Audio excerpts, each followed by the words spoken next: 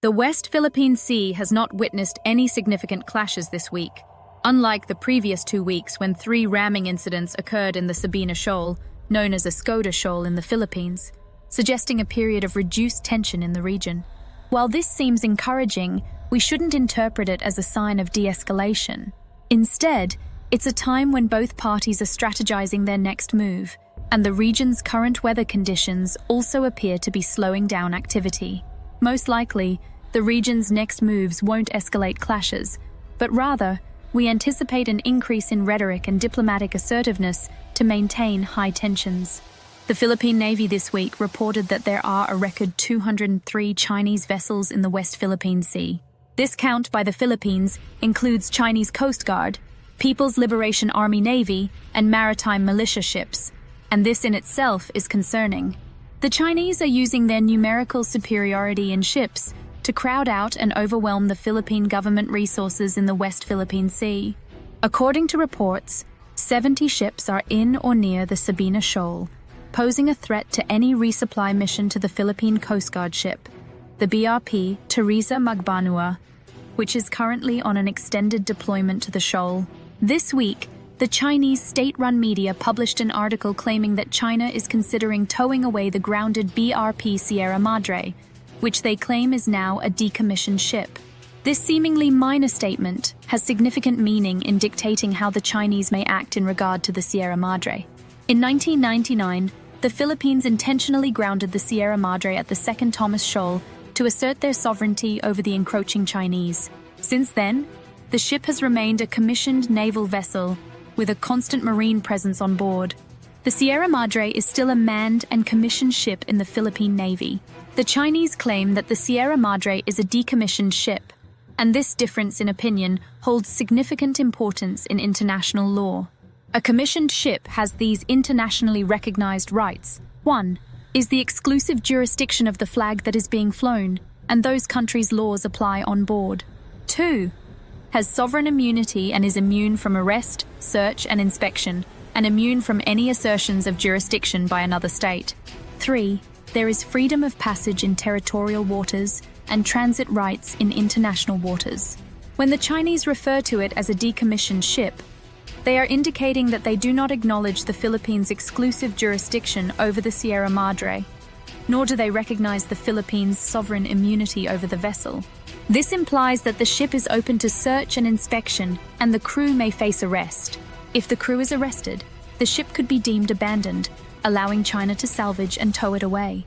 This is due to China's belief, not supported by international law, that the West Philippine Sea and South China Sea are its sovereign territories, giving them the international right to salvage the Sierra Madre. The government's approval of the Chinese press's brief statement carries significant implications, which the Chinese perceive as justified. For BRP Teresa Magbanua, this decommissioned logic is harder to justify. The Chinese stated that its extended patrol in the Sabina Shoal since April amounts to a virtual grounding, but the Magbanua is still mobile and has a full crew complement aboard. So even China's stretch of logic over the Sierra Madre is beyond ridiculous when applied to the Teresa Magbanua. However, China continued to assert that towing the Magbanua away from the shoal is an option.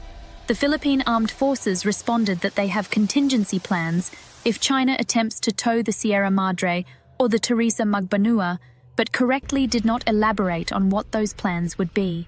The Philippines' refusal to comply with China's demands has led to an increase in Chinese rhetoric, which is a sign of frustration from Beijing. The Chinese's cold and rude reception of President Ferdinand Marcos Jr. during his visit to Beijing to meet with Chinese leaders in 2023 only intensified this frustration. After that meeting, President Marcos launched the Transparency Initiative to expose China's illegal and excessive use of force in the Philippine Exclusive Economic Zone. The world's clear awareness and widespread condemnation of China's actions and claims was the desired outcome. This has motivated countries to rally around the Philippine cause, hastened the formation of fragmented security agreements and alliances, and prompted regional countries, led by the Philippines, to modernize their forces. This has also led to the Philippines participating in more international exercises in the region to work with sympathetic allies and to increase its readiness and interoperability with allies. The Transparency Initiative did catch China and the US off guard. China, after the embarrassment of being shown to be overly aggressive, has doubled down on aggression, hoping to bluster its way to get the Philippines to back down. In a counter-response, the Philippines not only maintained the Transparency Initiative, but also reminded China of its defense alliance with the United States, which has been in effect since 1951. This alliance serves as a warning to China that its actions against the Philippines are limited and could potentially lead to a confrontation with the United States.